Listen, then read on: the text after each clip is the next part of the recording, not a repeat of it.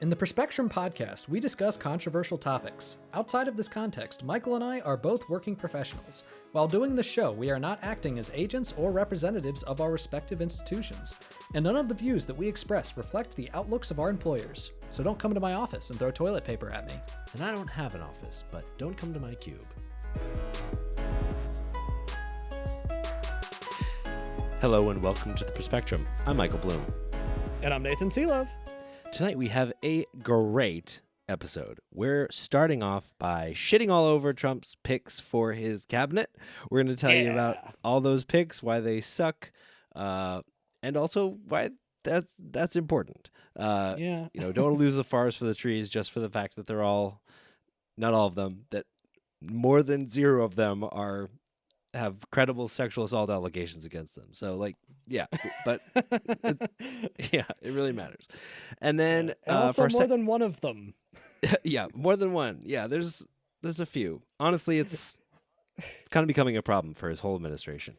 And then we're gonna have a really great conversation with a friend of Nathan's on his path from a conservative youth to a progressive as an adult, and like what path that took and the history there, and we're gonna really get into that conversation. So that's a really great one. So definitely stick around for that.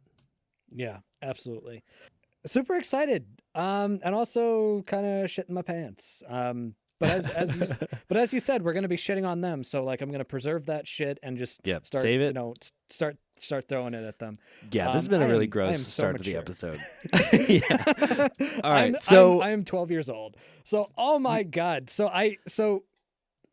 to start out, like the first person I want to talk about, because there's so many to talk about. But the first one I want to talk about, like I was getting ready to start doing my research, and before I did, I noticed that I got a text from our friend Jerry. Yep. That just said fucking Dr. Oz, and I was like, oh God. I know. Oh God. Like what the fuck? I was like, oh God, please don't tell me that Trump is appointing Dr. Oz for something. And it turns out he's appointing Dr. Oz to lead Medicare and Medicaid. Yep. Hey, dude, you can't argue that Dr. Oz is not qualified to lead the Center of Medicare and Medicaid Services. He has 9 daytime Emmys. How many daytime Emmys do you have, Nathan? True. I also how many daytime don't know Emmys what a have any of the heads of the Centers of Medicare and Medicaid ever have? And maybe that's why it's all a problem. Not nearly enough daytime Emmys.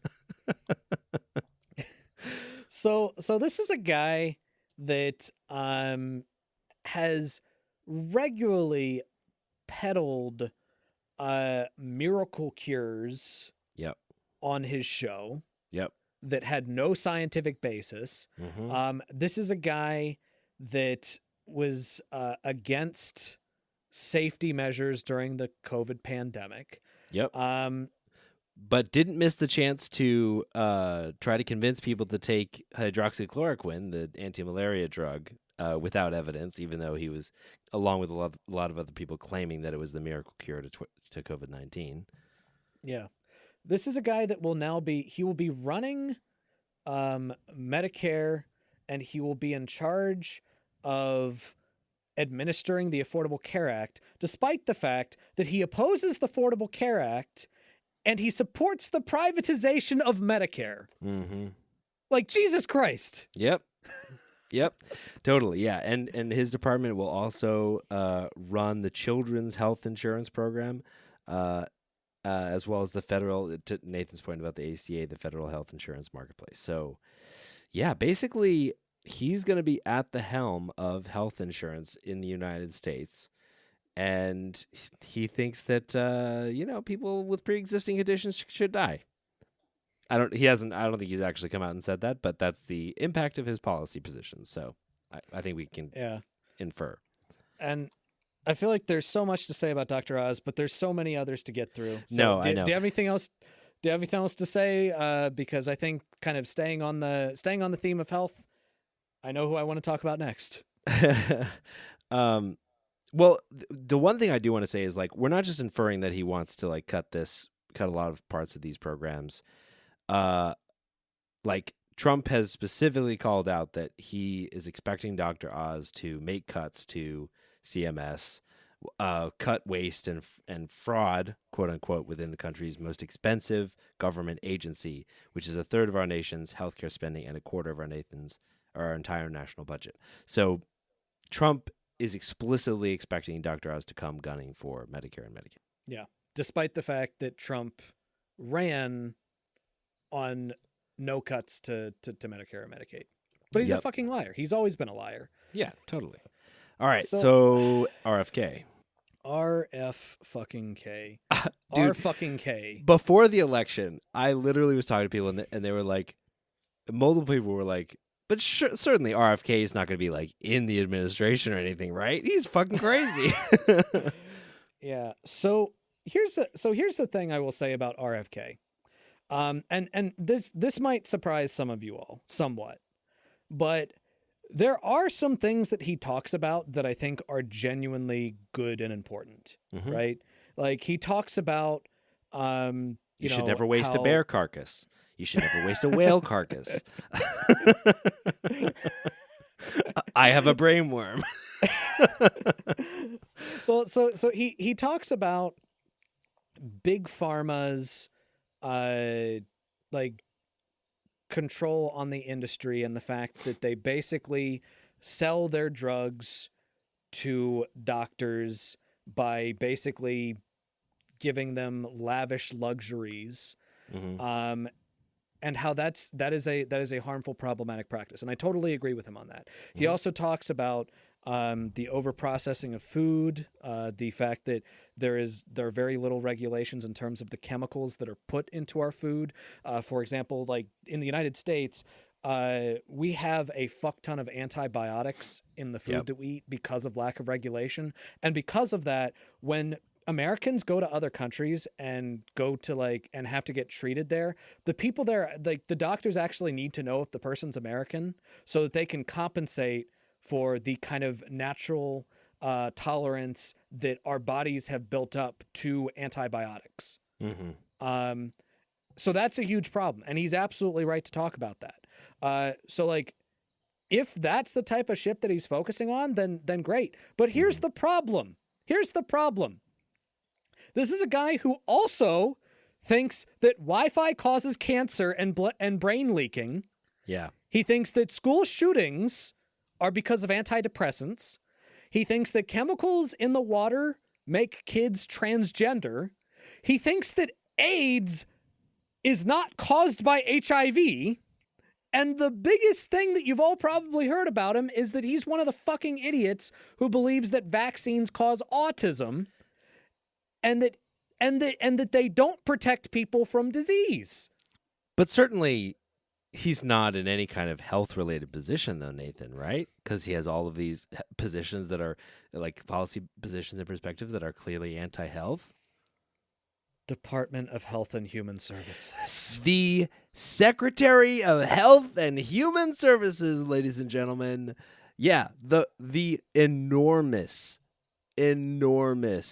department comprising the National Institute of Health, Centers for Disease Control and Prevention, Food and Drug Administration, Centers for Medicare and Medicaid. Yeah, he'll be Dr. Oz's boss. And the Office of the Surgeon General. Right?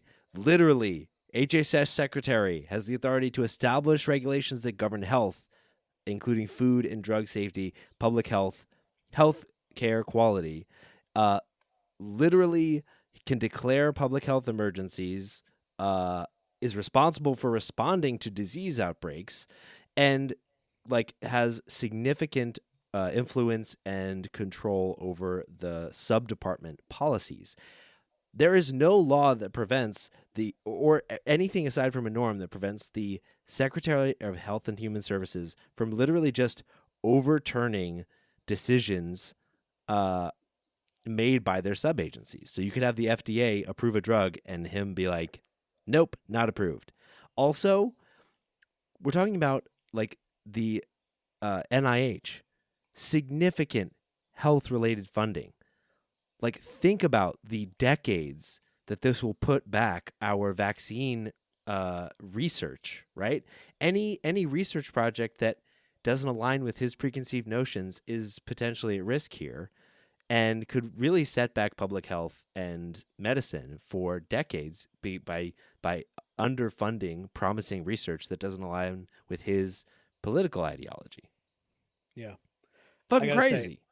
I gotta say, we should almost be grateful that COVID-19 happened when it did, because if it happened while fucking RFK was in charge, Oh my God. we would have been even more fucked than we were. Natural immunity, Nathan. Switzerland did it. It's all about letting everybody die that could die from a disease, and then you don't have the disease anymore.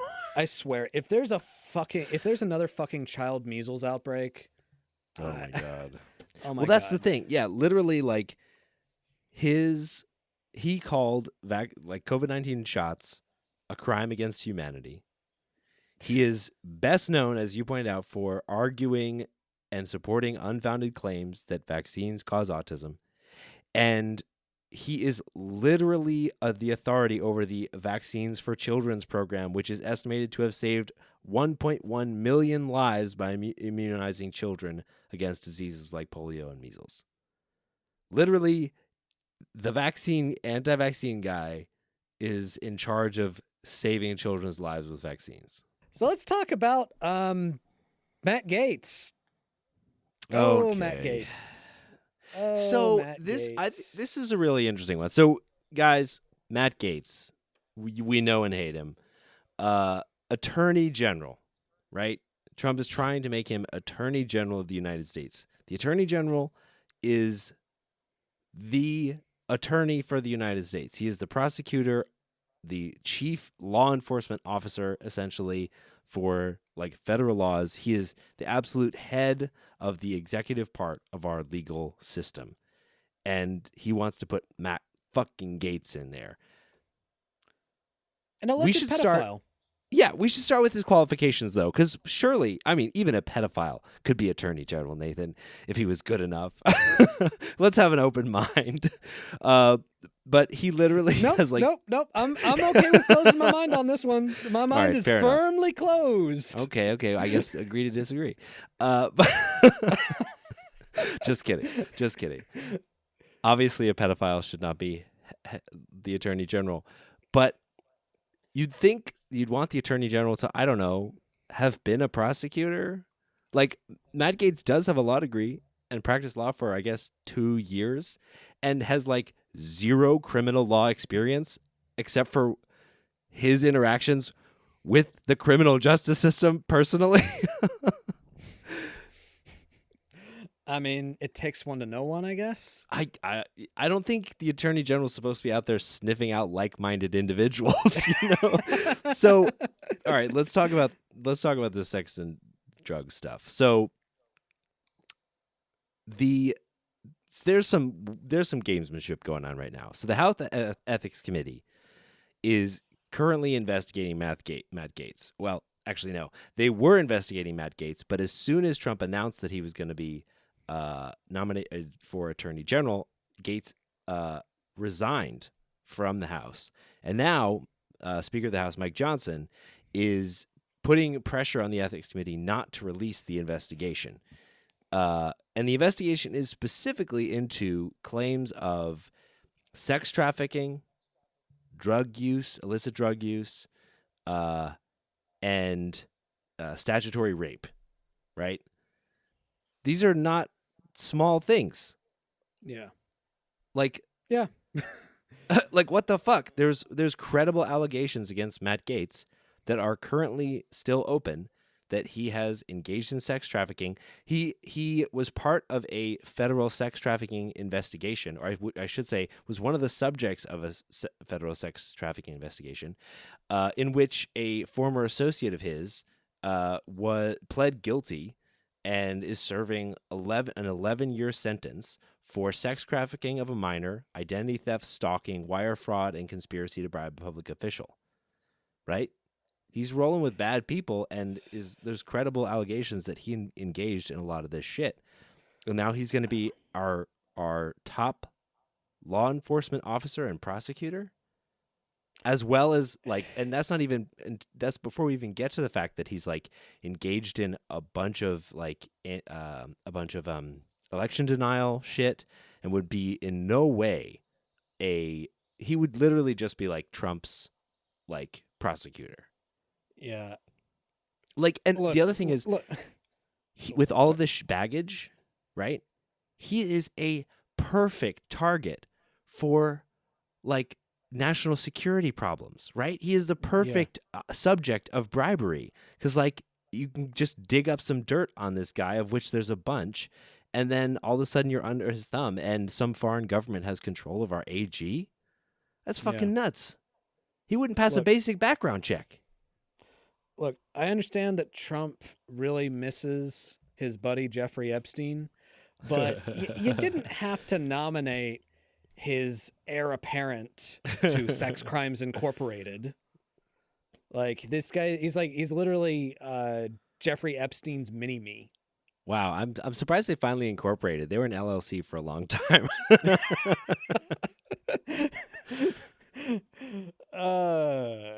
All right, so let's talk about Tulsi Gabbard for a little bit. She was the next on my list too. You may remember Tulsi Gabbard from when she was the Democratic, like running for president on the Democratic ticket and involved in the primary. Yeah. Things have really changed. Yeah, she's really become Cruella DeVille. Yeah, she's got the look too. So like she hide your dogs, everyone. No, we'll get to Kristi Noem. Fair point. So Trump has nominated Tulsi Gabbard to be the Director of National Intelligence.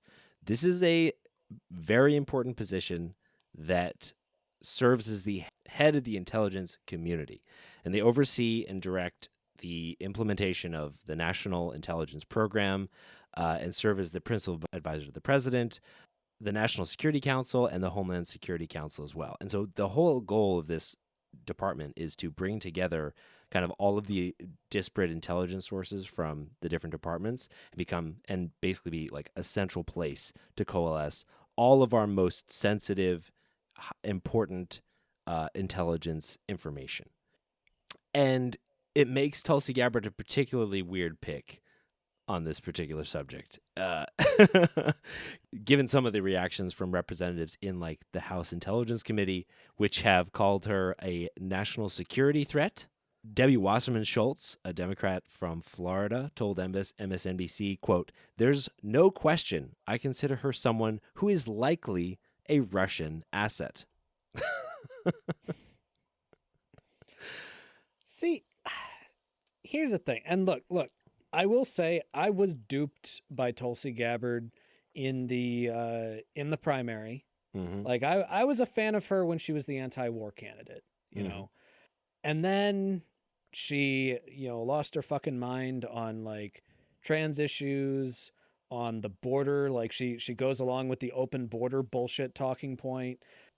But here's the thing about like, and also she advocated for, like she went from being the anti-war candidate to advocating for drone strikes, and she didn't back the withdrawal from Afghanistan when that was basically her whole thing, was being the anti-war candidate. Mm-hmm. So it's hard for me to forgive her for that. But like, I don't think she's a Russian asset. I think she's a opportunistic, power-hungry grifter. But like, so is everybody in the Trump administration. So like, I don't know, of the picks, this is one where like, obviously I'm not happy with it. Obviously I wouldn't have chosen her. And if I were in the Senate, I'd vote against her like I would with pretty much all of these people. But like, I don't know, of the people, she's probably one that I'm the least worried about, which, is kind of like being the, tallest kid in kindergarten. But yeah, I don't know. Yeah, I don't know. The more I was like reading about her, wrong? the more uncomfortable I was by her, because I had a similar impression of her. That basically all of her stances were mainly just anti-war, and maybe I could get past like some of the like misinformation she has spread, which is one thing that she spread around was that the U.S. was involved in making biological weapons in Ukraine. That was concerning. Yeah, and it's like, no, that's a Moscow talking point. Like, you don't need to do that. One thing I found pretty interesting is Representative Gregory Meeks, who is the ranking Democrat, who's a Democrat from New York and the ranking member on the House Foreign Affairs Committee, was discussing Tulsi Gabbard, and he said, so to have Tulsi Gabbard there now, who has basically said good things about Syrian President Bashar al-Assad, secretly gone over to visit him, good things about Russian President Vladimir Putin, shows to me that that's a national security threat to the United States. And I think under ordinary circumstances, if you go through the regular security screening, she would not pass the test to receive classified documents. So I think to your point, like, on the surface, I don't think she's that big of a deal. And any risk that she would actually pose under a normal appointment process, I think would be totally mitigated. We can talk about this a little bit later, but the fact that Trump is going to be attempting to circumvent the typical vetting process for these people makes what could be things that we'd want to understand a bit more deeply, like actual risks, in my opinion. Yeah, I get that. All right. So I take back what I said about Tulsi Gabbard being Cruella de Vil. This next pick is Cruella de Vil. Let's talk about Kristi Noem. Yeah. For Homeland Security. Yeah. So for Homeland Security. The Department of Homeland Security, they enforce like counterterrorism efforts. They aim to enhance and our national security, secure and manage our borders, as well as facilitating trade and travel. They enforce and administer our immigration laws. Their goal is to safeguard and secure our cyberspace as well. So this extends into the technology sphere.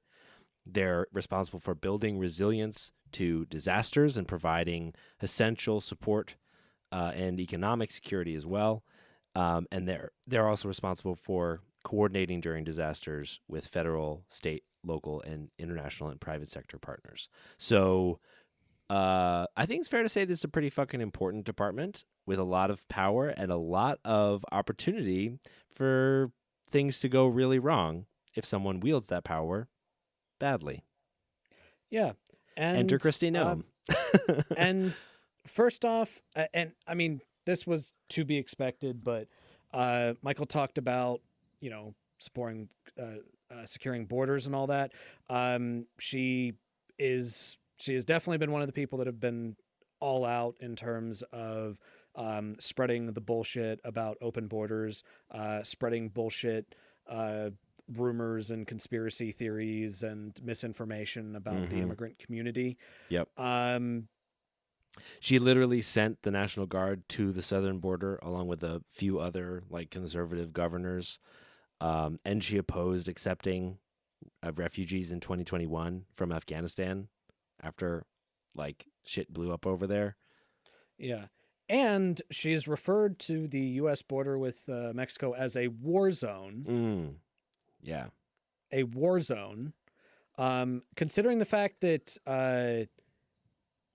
Trump has advocated for taking military action against Mexico to secure the border, which, by the way, that's an act of war. Yeah, you can't that is a literal act of war. It's an act of police action, Nathan. Don't you liberals are always freaking out. And here's another thing. This is something that I didn't know about. A lot of y'all probably remember the controversy over the Dakota Access Pipeline. Remember, Kristi Noem is the governor of South Dakota. So there were a lot of demonstrations around the state in response to the Dakota Access Pipeline going through North Dakota by the Sioux Nation. And she actually passed a state law specifically targeting demonstrations against it, like limiting freedom of speech. So it's not enough that you're literally building a pipeline through land that through reservation land that belongs to these people, you're outlawing their ability to even protest it. Like, you're making it harder for them to even fucking protest it. So another fucking fascist who doesn't believe in free speech. Yeah, seriously. Or the rights of indigenous people. And she is being put in charge of Homeland Security. Yep, ideal. So when Trump tries to whip out the Insurrection Act and he's looking for people to help support it, she'll be there. Yep. But Nathan, one thing I just totally missed, why'd you refer to her as Cruella de Vil? Because she killed a dog. Her own dog. A 14-month-old dog. Yeah. She's a shitty trainer, and to make up for the fact that she's a shitty trainer, she just popped the dog. And then, like, feeling bloodthirsty from that, like, oh, I'm going to go kill one of our goats now. And look, I grew up on a farm, and I actually do recognize, like, a lot of city folks don't understand this. Yeah. But I recognize the fact that sometimes you got to kill an animal. Mm-hmm. Sometimes you do. Sometimes you might have to kill a dog. And that's terrible. I love dogs. I love dogs a lot. And, you know, you should take every step you can take in order to prevent that. But the thing is, sometimes you got to do what you got to do. You know, if a dog truly is vicious or attacking you or an immediate danger, or if there's a wild animal or has rabies, like, sometimes you got to put down an animal, even a dog. But I read the story. Yeah. That she then basically tried to say, like, oh no, this is just like me being a person who's from a farm. No, this is you being a bloodthirsty piece of shit. Fucking psycho. A fucking psycho. So I would just like to point out the way, like, one of the common trends that you notice in the psychological profile of serial killers is a history of harming animals. Just throwing that out there. Do they usually brag about it in their memoir? Okay. I mean, they certainly don't feel any remorse. All right. Okay, two that I wanted to just touch on here for similar reasons. So Doug Burgum is being nominated to the Secretary of the Interior. So this is another huge department. It manages 20% of U.S. surface land as well as federally owned mining rights. And this gives the Department of the Interior controls nearly a quarter of all energy development in America on and offshore, as well as managing our national parks, monuments, wildlife refuges, and, like, conservation for our country. So Doug Burgum, whose whole thing is that he made a bunch of money and is very wealthy, is going to be taking over this department with the specific focus on, like, opening up the interior for the development of energy and fossil fuels. So not only will Burgum run this department, he will also run an energy council with heads of other energy departments related departments as well. And Trump said, quote, "This council will oversee the path to U.S. energy dominance by cutting red tape, enhancing private sector investments across all sectors of the economy, and by focusing on innovation over long-standing but totally unnecessary regulation." So basically, the person in charge of the interior, protecting our lands, his role is being essentially shifted to focus directly on how do we extract as much fossil fuel from our lands as possible. Similar with the Department of Energy. So the Department of Energy specifically is responsible for energy and our nuclear security as well. They oversee all of our nuclear weapons. They oversee research laboratories, natural gas exports, all this stuff is going to be headed by, if he gets confirmed by the Senate, Chris Wright, who's the CEO of Liberty Energy. So he's literally a, member of the fossil fuel industry, climate skeptic, who has been a vocal opponent of climate change and all kind of environmental regulation around that. He is an advocate, claiming that there is no reason to think that hurricanes or tornadoes or droughts or floods or or any of these natural phenomenon have gotten any worse because of climate change, because climate change doesn't exist. And he will also be joining Doug Burgum to absolutely supercharge the amount of energy coming out of the United States, which means like fracking, energy extraction. It's all fossil fuels, coal. Like we're going to be walking right back into the 1980s energies wise. So, although on cool. the positive side, I told you Doug Burgum won that debate. Very true, very true. And I'm just saying. they don't have any. Nobody else from that primary has been appointed for anything yet. That's true. Doug Burgum won. Playing the long game. I called it. So this last one is actually the one that I'm more worried about than anybody else. Mm-hmm. Pete Hegseth is who Trump has picked for Secretary of Defense. And there are many reasons why this guy is someone that I'm the most worried about. Like, there are some of the general things that I think are terrible, like the fact that he thinks that the biggest problem with the military is that they're too woke, and he wants to get rid of programs that focus on trying to reduce bias within the military.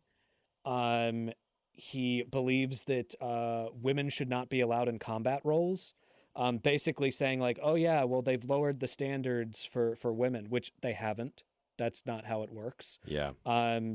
You have to achieve the same standards in order to serve in combat roles, whether you are a man or a woman. That's just how it is. And look, that's how it should be. That's how it should be. I don't think that you should be lowering the standards. But look, if someone can fulfill the standards that are set in place that have not been adjusted, I don't give a fuck if they're a man or a woman. Like, that's such a stupid thing to care about. Mm-hmm. But yeah, he doesn't think that women should be allowed to serve in combat roles. This doesn't matter at all, at least to this. But it is just kind of weird. He doesn't know how to throw an axe, apparently. There is actually I feel like not a lot of people know how to throw an axe. Well, yeah, but not maybe a you lot shouldn't of do it people are as indoors. yeah, not a lot of people are as bad as this guy. Like, this was a live broadcast where he was outside of the Fox and Friends headquarters, and he was supposed to like throw an axe at a target, and he ended up missing and hitting like a drummer in the West Point Hellcats field band. Oh my gosh. And this was on live broadcast. Like, and the thing is, it is such a bad throw. Like, it goes over the thing, which first off, like, why would you set up a like target range with anything where there are people behind you, like people behind it? Like, that was stupid to begin with. But like, it just goes right over the thing. Like, I remember, and I don't know if it's a good idea for me to talk about this, but I've done axe throwing before while I was drunk. Sure. And and I was better than him at that. Like, I was better at throwing axes than him. And I also didn't throw an axe with people behind what I was throwing at. Like, I'm just saying. The big thing though is the fact that he has repeatedly defended service members accused of war crimes and advocated for pardoning war criminals. Yes. Like, there was he advocated for the pardoning of this one guy who was a Navy SEAL that was convicted of posing with a dead Islamic State captive in Iraq, who would then go on to be promoted by Donald Trump. He has repeatedly defended war crimes and basically straight up said that the Geneva Convention is outdated. On the nuclear bombs that were launched in Japan, the nuclear bombs that killed hundreds of thousands of civilians, he actually wrote, "They won. Who cares about nuclear weapons?" Yeah. about nuclear fucking weapons. He wants to rename the Department of Defense the War Department. Mm-hmm. Because he likes war. That's his whole honest. thing, is he really likes it. Yeah. He calls the political left America's domestic enemies. The one thing, because I was actually trying, the one thing that he said that I actually do kind of like is that there should be a 10-year ban on generals working for defense contractors after retiring from the military. I do like that too. Yeah. I was like, okay, yeah, that can stay. Yeah. that's actually good policy. Honestly, I would make it a lifetime ban if it were up to me, but like, you know, that's still better. So like, credit where credit is due, but everything else, like here's the thing. We are at a very tumultuous time in the world with what's going on in Russia and Ukraine, with what's going on in the Middle East. It is not an exaggeration to say that we're at the brink of war right now. Yeah. That's not an exaggeration. This is a guy who has advocated for preemptive strikes against North Korea and Iran. All right. If we do a strike against Iran, a preemptive strike against Iran, it's game, set, match. It's World War III. Yeah. Like World War III has started, and this guy is going to be the defense secretary. All right. I just want to make it clear to everybody. And look, this is something that I had been shouting from the fucking rooftops, but there were so many people, so many younger Republicans that were trying to make the argument that Trump is the anti-war candidate. And to be fair, the Harris-Biden administration foreign policy sucked ass. It was terrible. And like almost every single criticism of their warmongering administration is completely warranted. Like, you know, I support aid packages to Ukraine. That's fine. But like their policy in Middle East, their policy with the weapons deals to Israel was terrible. And I totally understand people criticizing that. But if anybody thought that Trump was going to be the anti-war candidate, like, look at this pick. All right. Yeah. Yep. Look at this goddamn pick. He is not the anti-war candidate. He was never the anti-war candidate. All you have to do is look back at his first administration. This is a guy that tore apart the Iran nuclear deal, which was working, which made it easier for Iran to develop nuclear weapons, sabotaged our diplomatic relations with them, which was like, we had finally basically established diplomatic relations with them through the Obama administration. This is a guy that on a fucking whim assassinated Soleimani, which nearly sparked World War III. Like this is a guy that the few restrictions that the Obama administration had on the on drone strikes, he took those away. In his first drone strike, he actually killed an American civilian. An American citizen who was overseas. This guy was a war hawk in his first administration. Fucking, he had John Bolton in his administration. Yeah. He had John Bolton in his administration. Like, this guy has always been a war hawk, and now he's going to be nominating a war hawk to be the Department of Defense. And this is the one that I'm most concerned about, because I am terrified. I am fucking terrified that this next administration is going to launch us straight into World War III. Yep. And if this guy gets nominated, then that might be inevitable. And now it's time for a more lighthearted segment, a tip for good. So Nathan, why do we do tips for good every week? Michael, I'm so glad you asked me, because we do tips for good every week, because when Eddie said he didn't want his Teddy, you knew he was a no good kid. But when he threatens your life with a switchblade knife, what a guy, makes you cry. Und I did. Wow. That's crazy. That's a real story of love and loss, crime. Yes. Yeah, that's really nice. You know, crimes don't make the world a better place. They don't really do that. They don't pull that off. You know, pulling knives on people, that's fucked up. But you know what does make the world a better place? You know what does make the world a better place? What? Tips for good. Tips. Let's do it. Tips.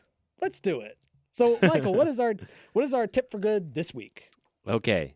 This week, we know things are exhausting, but we are really encouraging people to call your senators. Go to senate.gov. It'll list out your senators. You can go call your senator. They've got their phone number right there on the list. It could not be easier. It is not even scary because our Senate has got a really important job to do over the next few months, right? We don't want them sitting in the lame duck session and just being wimps. We want them to confirm as many of Biden's judges and like his policies, and we want them to be as active as possible over the next few months before they lose their seats. But also, very importantly, when our senators return to office, the ones that are returning or the new senators moving in, we want them to take their job of advising and consenting on Trump's cabinet picks very seriously. Senators have been signaling that, or at least enough senators have been potentially signaling that they would be, okay to just sail his cabinet picks through. That is abdicating one of their most important responsibilities. They have to take it very seriously to make sure these people are qualified for these jobs.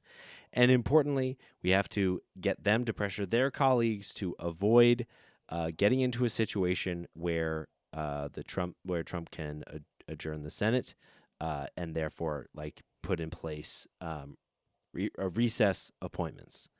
So call your senators, let them know that you care, and let them know that you are expecting them to do their job up until the very last moment that they're in office. And that's tips for good. All right, so for our next segment, we have a special guest. We have a lot of conversations on this pod about how to try to be more persuasive to conservative voters or people that lean more conservative. I thought I'd bring on an old friend of mine who used to be a conservative and now is more of a leftist. So welcome to the pod, Peter Prout. Peter, thank you so much for joining us. Hey, thank you guys for having me on. I appreciate it. Nathan, hello. Michael, hello. Yeah, welcome onto the pod. Thanks for coming on. Great to meet you, and super excited to hear about this whole trajectory. Yeah, man. Yeah, because we've talked about Michael's trajectory a little bit on the pod. Michael used to come from a little bit more of a libertarian ideology, but you were Petey, you were full blown conservative. Yeah, and you know what? I think there was a brief moment where, on the surface level of the libertarian ideology, that was kind of attractive for a minute, and then, you learn about it a little bit, and it was like, yeah. It's like just like the worst of the both things. Like, don't protect anyone from anything. Like, economically, fuck you. But I guess you can have sex with your partner if you want. Like, that's basically the whole thing. like 10-year-olds. Yeah. Oh, God. Well, that's just the people that fall into libertarian. Anyway, yeah. Yeah, actually, Nathan, I was hoping to just kind of start out today with, apologizing to you. Not even for anything politically, mostly because, I recall, I think there was times in probably middle school and high school where I may have contributed to, being a bully to you. And I deeply regret that. And I'm very, very sorry about that. I remember a time specifically in middle school, people picking on you, and you about punched a hole through a locker. And that's something I remember very well. And I hope you can take as a consolation prize that, you were probably the primary catalyst for my entire lifting the shades off of my eyeballs. Yeah, I am deeply sorry for, treating you that way. And I think there's probably a lot of there's just parallels with being a conservative and being a bully, in general, Yeah. I first off, I really appreciate it, Peter. I that is really nice to hear you say. And look, I will say I was a pain in the ass in middle school a lot of the time. So I understand that I could get on people's nerves, but it really does It really is nice to hear you say that. And I as I was looking back through our messages, I was like, I don't think I've ever just apologized to Nathan for such a thing. But I mean, So were you just like really pro Iraq War? Was that the? yeah. So my parents were really big, like, you know, they were conservatives to the core. They liked Bush a lot, and thus I liked Bush a lot because, you know, I was just kind of dumb. And I remember, I guess I started to have questions probably in like high school. It would have been, it must have been during Obama's like second term, because I know the first election I voted in, I did vote conservative, which would have been, I guess, voting for Mitt Romney. And then, you know, there was a number of times in high school where I remember, you know, we'd get into little political bouts, and I don't remember the specifics of what we talked about, but I remember the feeling. You know, it's like coming away like, God damn it, like I don't have an answer here. And like constantly, like, it's like, you know, my arguments aren't changing, and there, you know, there's no answers for questions that like Nathan has. And there's also in high school there was another group of people that I, you know, ate lunch with a lot, and we'd always be talking about all kinds of stuff. And it just started there in high school, just like asking the questions. Can I just jump in and say how similar like that experience of like having those conversations with Nathan was for me, and how much of a catalyst it was. Honestly, like I remember many like specific conversations, things about like healthcare and like Medicare for all and all this stuff. And I approached all these conversations with an immense amount of conviction and what I thought were really good arguments about really largely what redounded to like the principle of the matter, or like the theory of the matter, which is all like, you know, free market and libertarian and freedom and all this stuff. And then to your point, at the end, like in the middle or at the end of these conversations, I would find myself like either like confronted with just like the fact base, like all of the information about how much better alternative like systems could be. And the more like you'd get into it, the more like sinking that feeling would get, where you're just like, fuck, like not only do I think I'm wrong, like, or actually that's not where it starts. It starts with like, how can he be wrong? You know, like that's where you start. It's like, well, certainly he's got to be wrong, so I got to go figure out why he's wrong. And then like eventually, but I think it's super admirable to turn into that feeling and not away from it, because that sinking feeling sucks. And it takes a tremendous amount of intellectual honesty and like integrity to be like, you know what, actually the important thing is to continue to consider my beliefs and not just double down into my own ignorance. Yeah, that was like a concept that I guess I kind of understood it, but I didn't know how to like word it probably until like college. Sure. Well, one of the biggest challenges, and this is something that I tell my students a lot, is that people do have this idea that their identity and their ideology are intrinsically linked with each other. Mm-hmm. And what that means is that when the ideology is under attack, people have just this natural tendency to think, I'm under attack. Like, I gotta launch those antibodies and figure out why I'm right, because I know that I'm a good person. And this right here is one of the reasons why it is so important when you are actually trying to be persuasive to somebody who is who disagrees with you, to avoid personal attacks. Now, I know that on this show we definitely do launch attacks not at voters, not at voters. Yeah. Like, look. Except that one time that I did that 2 weeks ago. I stand by it. but like, you know, I mean, obviously I don't think I'm ever going to change Trump's mind. So like, I feel no, you know, and I know he listens to the show all the time. Yeah. I'm never going to change Trump's mind. So like, I'm fine, perfectly fine just being like, fuck this guy. But Yeah. like, but you know, when you're actually having those conversations, when you're actually talking to someone, if you start out by basically saying, if you believe what you believe right now, you are a bad person. Sure. That's just going to make them shut down. And that isn't to say that if you are somebody who truly feels unsafe around certain people, that you do not have the right to verbally defend yourself by any means necessary. Yeah. But that is still an important step in terms of being persuasive. And that's, you know, I know that I probably wasn't always perfect on that with either of you. Well, I think for you, Nathan, the tendency, which you've gotten so much better at over time, at least my experience, Petey, I'd love your memory on this as well, is like, because you came in so forceful and so informed on a lot of these topics, it was honestly difficult to just not feel stupid. And that's a form of personal like defense as well. That's an aspect of one's identity that you end up having to defend as well. It's just like, I'm smart.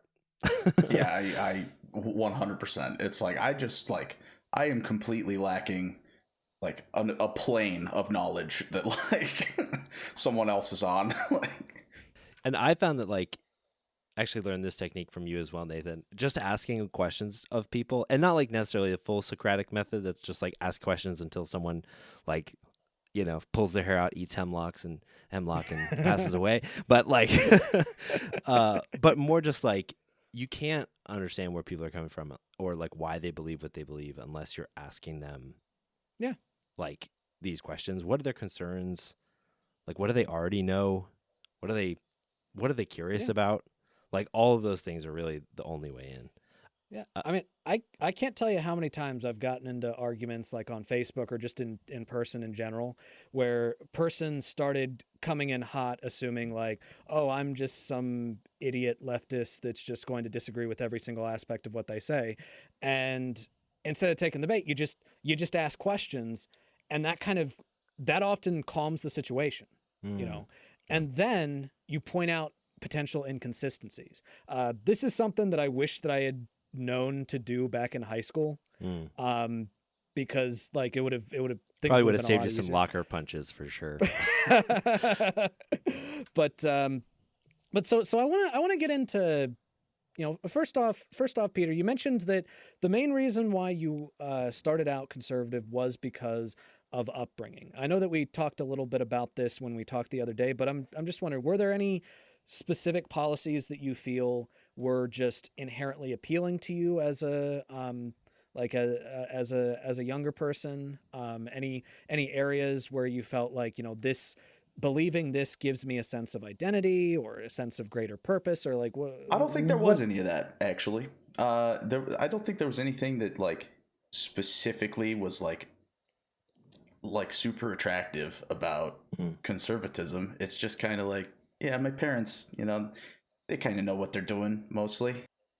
So I guess the main thing is like, you know, conservatives know how to make money. You know, if everybody, you know, capitalism just as a ideology is like, oh yeah, it's merit based. Everybody can, you know, get theirs if they work hard, and it's like, then you just get beaten down for years and years.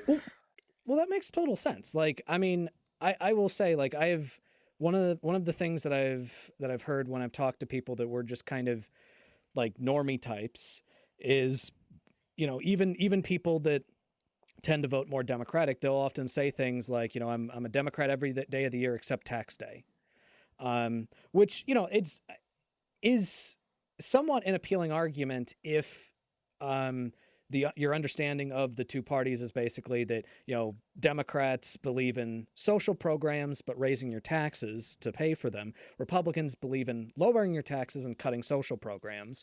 But like that might have been somewhat true in the 90s, although I don't even know if it was true in the 90s considering all the fucking welfare reform.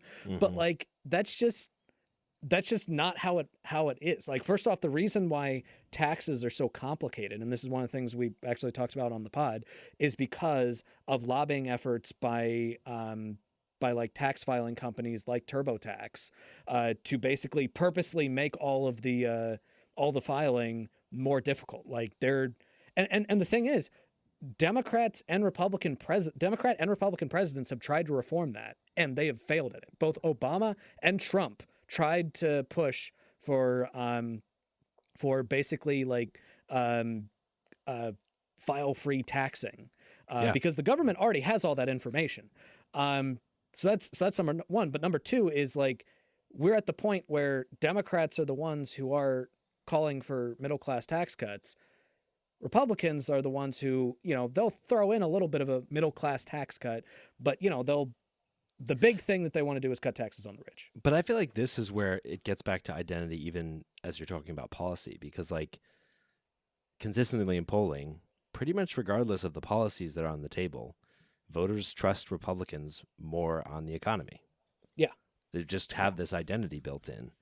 And that's a hard thing to argue against, especially when we've been trading off power back and forth, and the trends on wages and costs and wealth inequality have been pretty consistent. Yeah. So it's just a hard thing to like really argue against once you're bought into that ideology. And I think ideology is where a lot of this stuff starts. I think there's a lot of like conservatives that I've talked to where it's like, the sentiment is like, I don't care, what's happening to anyone as long as like, as long as the money's good. Sure. Like the economy's good as long as, I'm not being affected. And it's like that ultimately is kind of like at the core of like what's wrong with just about everything. Or even if it's not that explicit, I think that's what it ultimately becomes. Even if it's not that explicit, it is the hands-off approach. Yeah. It's like, as long as everything's fair, as long as people aren't stealing, if property rights are inviolate and perfectly intact and never touched, and the government does as little as possible, then I know that I can get mine or whatever. And then it feels like a just system, even while all of these things that seem all these outcomes that are manifestly unjust exist. Yeah. So, Peter, what would you say is was the major driving factor beyond just like, conversations with other, with people that were more on the left? Were there any like specific policy areas or specific politicians maybe that really drove you more towards the left? Gay marriage. Oh, so interesting. Gay marriage, for sure. Without a doubt, was like the one issue that like I was saying, I spent a lot of time at like lunch just like arguing with. There was a set of probably like 4 girls that were much smarter than I at the time, and like myself and like 3 other chuds that were like constantly arguing against them. And it's like every single time we got around to like the gay marriage conversation, it's like, yeah, I got nothing, man. Like I don't give a shit. Like just let people get married. Like I don't care. Sure. And that was definitely like the first domino, like for sure. It's just like there's no argument. It's like I like whatever. Let them do their thing. Sure. Yeah. Did you find that you described as the first domino? I guess like any thoughts on like how that led to like further dominoes? Was it like an effective wedge, or was it just kind of like the first thing that it was the first thing that it's like it was like I just like it's the first thing that caused me to question just like what I've been told. And then it's like once you start to question one thing you've been told, it's like now I can start questioning the other things. And I remember there was a professor I had in college that particularly there was like one assignment that we had to do where it was like we have to write a paper where we like take a stance and defend it. And I started out doing research for the paper. It was like, I was in high school. I'm into Call of Duty. I like, all this like cool military stuff. And I started out this paper with like, okay, drones. I'm gonna defend that drones are good for for the U.S. military. And like I started, I did all this research, and it was like, I don't think it is actually. At the end of this, I was like, I don't think so. And I went to the professor, and I was like, hey, I was gonna do this. I think I'm gonna do the opposite thing now.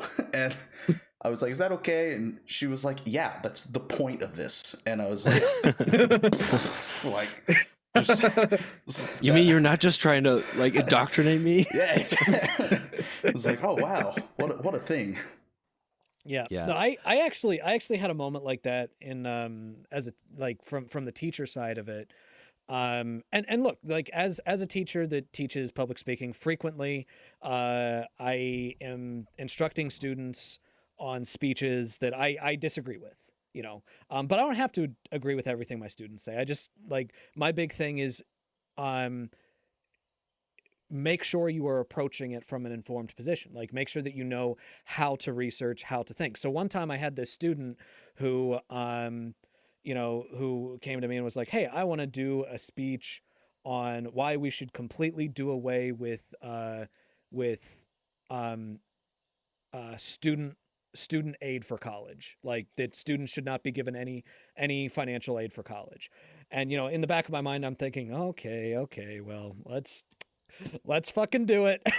So I'm like, okay, so here are the things you need to consider. Here are the potential counterpoints that you need to make sure that you address. Here are the specific areas you might look at. Here are some arguments you might use. But just make sure that when you're going at it, that you're looking at the research, looking at where the numbers are, and giving specific examples. And he's like, yeah, of course. Day of speeches comes up, PowerPoint presentation goes up, and it's why colleges should be tuition free. She still got an F because it was a terrible persuasive speech. But no, it was a great speech. Like, and yeah, like those are the moments. Like even if it's not something that I completely agree with, even if it's not something where it's as far as I would go or whatnot, the biggest problem is not that people disagree. It's that people don't know how to fucking think, because like Michael and I disagree occasionally, very occasionally, pretty rarely at this point, but it happens when we start some segments. Yeah. So yeah, that's the big thing. So I guess, so you would say the big thing for you then, Peter, was specifically learning how to think, like not what to think, but how to think. Yeah. I mean, it's like progressive ideology versus like conservative ideology. Just like when you get to like the core of say progressive or leftist ideology, it's like ultimately everything comes down to like pretty much arguing about the moral stance of just about everything. It's like that's all there is ultimately. And I find that appealing. It's like interesting. I want to help people everywhere. Like I want there to stop being so much pain everywhere all the time. Well, and what's interesting is like that seems like such an unapologetically obviously good position. But if you think back, this is certainly the case for me. If I think back to the things I believed before, I would hear people say that kind of thing, like we want there to be less pain, good things for people suffering, all that stuff, and like the responses would just start coming out of my mouth to mitigate why that's not and shouldn't be the case. Like, yeah, well, that's not really the role of government. Well, who pays for it? Like, do we really want people like deciding like what's good for everyone else? Like, all of these things to basically argue against, to use tactical, practical arguments to argue against the value and importance of a government centered around the wellness of its people, and not around something else. Like, getting rid of fire departments. Yeah. All the people that are like, it's not the government's role. It's like, well, why? Like, it should be. Like, Yeah, exactly. Why is it just defense and fire and law enforcement? what's the point? If not... Yeah. I mean, one of the things that I remember, I actually talked to your brother, Chris, about this. And one of the things that my brother? Or do you also have a brother named Chris, Peter? no, Michael's brother, Chris. He and I this was years ago, but I remember he was talking about how he had a conversation with somebody. It might have been a professor, it might have been a friend of his, but he was saying like the big question that they asked that kind of really started to shift him was basically the question of why does the government necessarily need to be the enemy? Like, Totally. Because the government, I mean, is not like we treat the government like it's a sentient being. It's not a sentient being. It's a bunch of people that fucking work there. Like, and yes, there's a lot of power that we put into those people, and we should limit that power to make sure that it's not infringing on people's rights. But but there are positive and negative freedoms. Like, there are freedoms that, the government needs to protect you, or the government needs to protect you from being infringed on, but there are freedoms that you need protection from the government. But those can be balanced. Like, the freedom to live a healthy life, that is still freedom. Like, getting a deadly disease and dying because of it, who gives a shit who like put forth the money to make sure that you didn't die, whether it be a private company or the government? At the end of the day, you didn't fucking die. If I can comment on that, actually, there's I have 2 or 3 people in my life that are like conservative leaning, and it's like they're so close to like being leftists. It's like if you don't put a label on this, like, you're basically there. And I think this like sentiment I've heard from a few people that's like, well, I'm gonna get fucked either way, like it's Democrats or conservatives, I'm gonna get fucked either way. And it's like, well, like, it doesn't have to be like that. Yeah. Like, we should be trying to make something that is not that. And it's unfortunately something that's like, led a lot of people to being conservative right now. So the last major thing that I want to ask you, and this could be putting a little bit too much on your shoulders, Peter, what advice would you give to, number one, the Democratic Party, number two, progressive activists, especially in light of the recent election of Trump? What advice would you give them in terms of actually trying to bring people over to our side, as someone who used to be more conservative? Yeah. Let's see. Without taking up an hour's worth of talking about the Democratic Party fumbling so hard, fumbling a complete layup.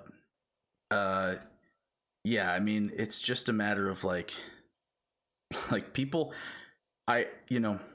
we see these voting numbers and they're very scary to look at, right? But there's like a lot of the voting numbers make us realize that like there was a lot of voter apathy, like in general, with this election. And it's because the Democratic Party has made so many shifts to the right, and they have completely gotten away from, the working man, regular working people, and that has cost them dearly. And I guess what like if I had something I want people to try to understand, it's like true leftism, true like progressivism, like cares a lot more about you than conservatives do. It's like I think one thing that like when I've spoken to most of my conservative friends, one thing that I find we all like have in common is like everybody recognizes like the 1% is fucking everything up all the time. And if we could just get to, like, you know, an America that cares about average working people again, like that's what was so like interesting about Bernie Sanders, right? It's like, Yeah. he has very genuine message, and like had so many like small donors, grassroots campaign type stuff, and that is what I think is important to recognize. Is like the conservatives tend to agree with like these class inequalities are there, and like they just have been duped ultimately. Yeah, I think that's great advice. Hey, Peter, thank you so much for coming on. And also, I just got to say, I really did appreciate what you said at the beginning. You're a good man, and I hope that, and I want to make sure you also know that all's forgiven, man. No, not It was a for long me. time ago. Not for me. That shame drives my actions today. Well, Well, then fuck you. I don't forgive you. no, but like, we've both done a lot of growing. We're both, we're adults now. And I appreciate all that. So, thank you so much for coming on the pod. I think shared some great perspectives. We had a great conversation. Have a wonderful day, Peter. I want your viewers to know, like, it's hard. It's hard to get through to these people sometimes. I know, but like, it is possible. And you guys were talking on your last episode about, happy versus sad messages versus despondent messages. And, it's possible. It's hard. But you can do it. Nathan has. Twice, apparently. Nice meeting you, Michael. Nice. All right, I'll jump out of here. That's a great message to end on. All right, thank you so much, Peter. You have a wonderful night. Thanks so much, Peter.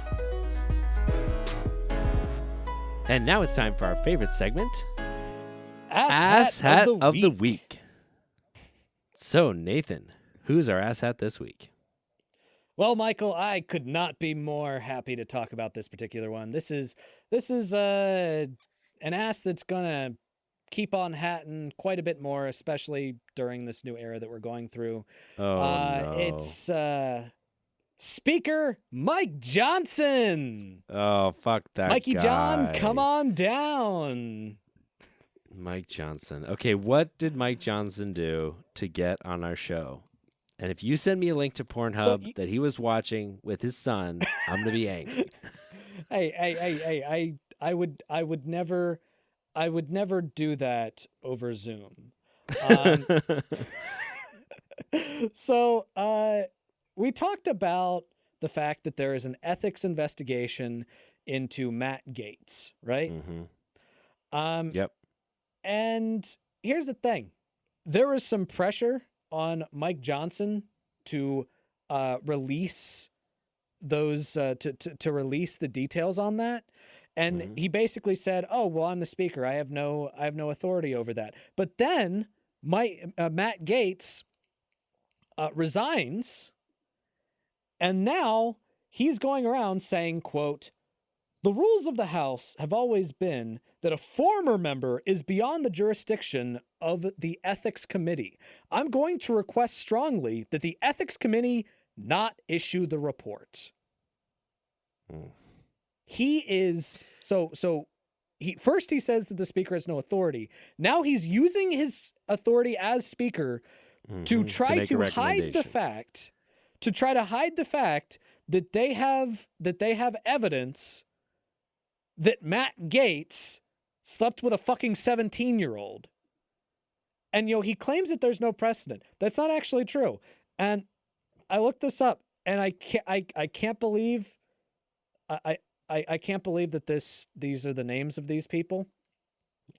But there actually have been instances in which ethics reports have been released after people in Congress have resigned. There was a Democrat who resigned in 1987. I swear this is real. His name was Bill Boner. Well, he was never going to make it. And then there was another one a Republican who resigned in 1990 named Buzz Lukens.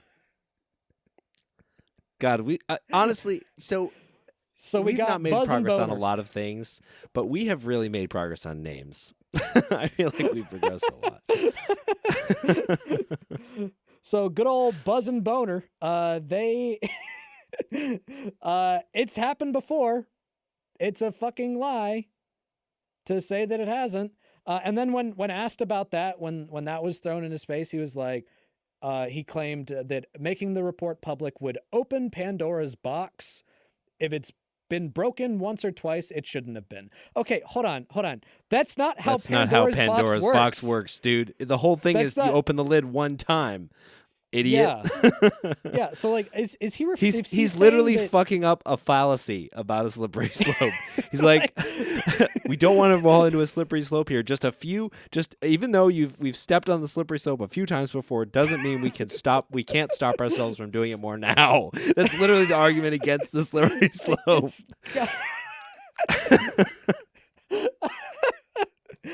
And like, I don't know if he's, look, if the whole Pandora's box thing is us discovering the truth of Matt Gaetz, fucking open it. Yeah. All right. Exactly. This guy's going to be the Attorney General of the United States. We should probably know about the evidence involving him sleeping with a fucking 17-year-old. Yeah, exactly. You're telling me you want me to open this Pandora's box? There's going to be a bunch of sex trafficked and underage girls coming out. I don't want to do that. Yeah, but I just like to point out, like, this is a guy who literally installed a porn notification app on his son's phone to tell him whenever his son looked at porn. But you can't do something kind of ish remotely similar with Matt Gaetz, a guy who's going to be Attorney General. Like, I'm just saying, you clearly don't believe in privacy when it comes to, like, your son and like consensual porn. But when it comes to statutory rape, you think that we should just, hey, privacy, come on, privacy, Yep, that sucks. And he's the Speaker of the fucking House. He is the Speaker of the House. So congratulations to Mikey Johns for being this week's Ass Hat of the Week. And now we'll end our show as we usually do with our highlights. So Nathan, what's your highlight this week? My highlight this week is that yesterday I watched my daughter take her first step.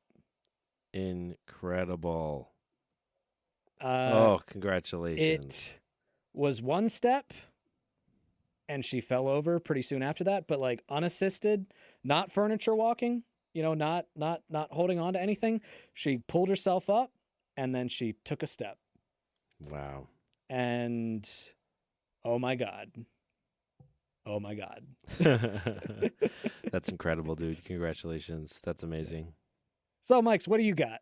What's your highlight? Well, I got to start going first. Your baby keeps hitting these milestones, and I'm like, well, I liked some fried chicken recently. I had a good weekend this past weekend. Specifically, I got to go skiing for the first time this weekend because we have none of the resorts here are open yet, but there's enough snow in the mountains that you can ski if you hike up far enough. So me and some friends hiked up and actually got to do a little bit of skiing, a very little bit of skiing, but it was really fun. So nice, dude. That's it. Nice, dude. And now we will thank the amazing people that make this show possible. Thank you to our incredible patrons, Jerry DeViller, Fade Out Scoop, Kyle Chaska, Taylor Bloom, and Tobias Janssen. And thank you to our amazing editor, Kayla, for all they do to make this show possible. And thank you, dear listener, for listening to The Spectrum. And you'll hear from us again next week.